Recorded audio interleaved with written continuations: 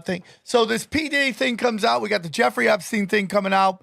And now there's this new one that nobody's talking about. In Miami, these two Israeli brothers have just been. Have you seen that?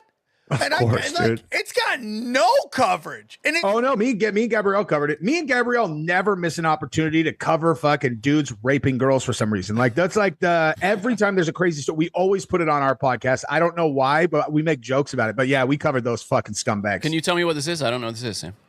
Look up real estate brothers sex trafficking. Okay. Miami. It's out of Miami. Yeah. But they're two Israeli brothers. Hey, did you see? Hey, Sam, did you see the arraignment where the guy, like the video of his arraignment, and he's asking the judge to get bail, and he's like, my wife is 9 months pregnant, and she expects me to be there. She needs my help. She's from Brazil, and it's crazy because it's like them.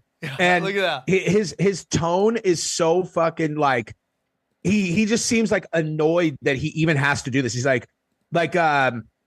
Oh God, what's the right way? I don't even know what the right way to even put it, but I was watching just like, man, this dude does not understand what the rest of his life looks like, you know? Yeah, it's really crazy too, man. It's like they're ordered to face it in New York. I thought it was in Miami.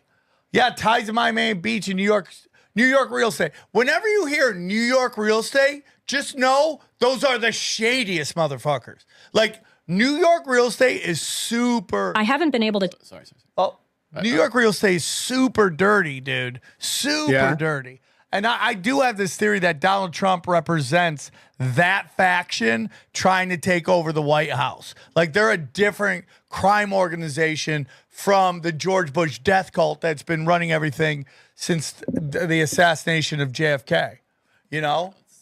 I mean, you see his energy right there. This is what I'm talking about. These guys just look like shit, man. Like that's probably the exact looks that they give each other in business deals, you know. And you're like, bitch, out of jail, but their wealth, their connections, and the number of alleged victims up to 40 concerning the judge. So today, pretrial release for Alon Alexander was denied. They've been convicted of nothing. They have no criminal history. They are not supposed to be in jail. They are supposed to be, under our laws, presumed innocent. The plan to secure a two-bedroom apartment, Alon Alexander would be electrically monitored and would be watched by a private security firm. There would be strict visitation, and any court-imposed restrictions would be followed. In this case, the defendant's parents have that wealth, hard-earned, and they should be able to use that wealth in order to give the court comfort that their children will not flee. The defense citing dangerous conditions in jail and claiming the use of private security is nothing new. This is not something that I invented, something that has been done for years.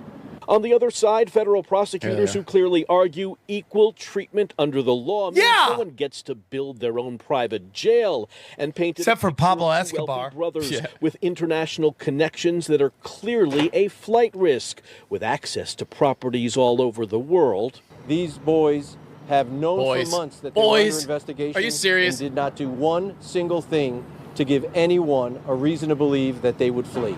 Alon and Orrin Alexander, prominent real estate brokers facing federal sex trafficking charges that stem from allegations they used their wealth, their positions, allegedly drugging and sexually assaulting women over several years. Under the jail. They jail. also face state-level sexual battery charges as well. Not one of the accusers has testified before the grand jury. Not one of the accusers has been subject to cross-examination. Each and every one of these accusers is rendering a false narration, a false accusation 40 people? Against each and every if each and every precedes your accuser's word, that's no good for you. I will say this, like conceptually, I don't like people being held in jail or prison before they've been convicted. Just from a concept wise, I don't like it. They're supposed to be, but looking at those two fucks, I do think they'll flee. I think that they'll leave, and I think that they'll end up just like wherever. I mean, if they're wealthy from Israel, they'll probably just go to Israel. If they're like, if they've got, I think those dudes will flee. And when you're paying for the security, by the way, when you're paying for the security, they're not going to let you just walk up. 100%. I mean, like, dude, famously, Jeffrey Epstein's air quoting last days, right? His last days, he could still be alive. Who knows? I think he is. Yeah, I think it's definitely possible. His last days, he had his lawyer and a chick hanging out with him in jail. Like a chick was in there. His corpse has a different person's fucking ear on it, dude. Have you ever heard who they think that is? No. Hillary Clinton's brother. Really? He had died. You remember that? Oh, Hillary Clinton's brother had died mysteriously a month before that. No funeral, just one tweet from Hillary. Oh, I'm going to miss my brother. Rest in peace. Yeah. Bye. Do they have a picture of his fucking ears? Because that guy has pretty distinctive ears, man. The guy, the corpse. And they sure as hell are not Jeffrey Epstein's ears. Yeah. So the question is, where is he right now? And I mean, that's the craziest part about like the Ghislaine Maxwell stuff. It's like, is she actually in jail? Like, or maybe he had to give her up, dude. Like that's like if I was gonna guess, right? Like, how does this happen? I mean, if you're in the business of blackmailing the most powerful people in the world, right? You can't. You're gonna get killed unless you have a dead man's trigger, where it's like, if something happens to me, then this is what happens. Yeah, but you know what I mean? If you have a dead man's trigger, they'll kill you. Like, I'm starting to notice anytime anyone goes, I'm not suicidal, I want everyone to know that. So I'm not going to kill. They always end up offing themselves, which we all know they got offed, right? Look at the nose, too. Look at the nose. It's rounded off. Yeah. Yeah. So look up it's not fucking him, brother. Look up Hillary Clinton. So Hillary Clinton's brother, and then I'm in. Because that ear is super fucking unique, man. Right there. That's the top guy. Yeah. He's got that rounded nose type for sure. Yeah, but look at the ear though, dude. Like the ear on the quote corpse has that little drop thing, weird, like coming out of his head down to the middle. It's like really, really. I mean, I don't think. Oh. Well, let's see. Is this him right here?